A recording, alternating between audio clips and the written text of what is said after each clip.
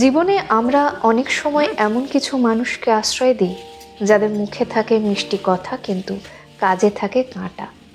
তারা বারবার আমাদের সম্মানে আঘাত করে, আমাদের আত্মবিশ্বাসে চিড় ধরিয়ে দেয়। তবু আমরা ক্ষমা করো এই মহান বোধে নিজেকে প্রবঞ্চিত করি, ভেবে নিই যে ক্ষমা করাই ভালো মানুষ হওয়ার চিহ্ন।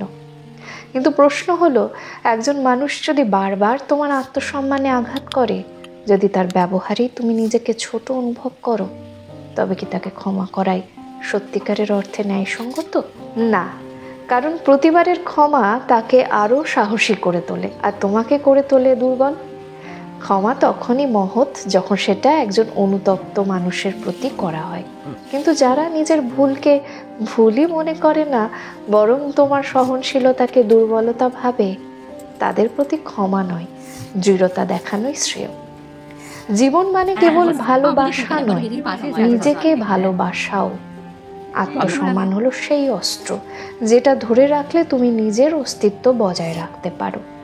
কেউ যদি তোমার আত্মমর্যাদাকে পদদলিত করে, তবে তাকে দূরে ঠেলে দেওয়া হলো আত্মরক্ষার চরম রূপ। তুমি যদি নিজেকে সম্মান না করো, তবে পৃথিবীর কেউ তোমাকে সম্মান করবে না।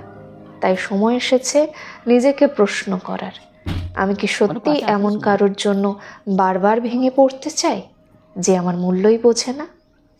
এই মুহূর্তে শক্ত হও, সেই সম্পর্কগুলো ছেঁটে ফেলো যেগুলো থেকে বারবার তোমাকে আহত করে। মনে রেখো, আত্মসম্মান বিসর্জন দিয়ে কেউ কখনো শান্তি পায় না। ক্ষমা করো, কিন্তু দূরে থেকো তার থেকে। সম্মান করো, কিন্তু নিজের আগে অন্যকে নয়। নিজের মর্যাদাকে ভালোবাসো, এটাই হবে তোমার সবচেয়ে বড় বিজয়। তুমি গুরুত্বপূর্ণ, তোমার সম্মানও তাই।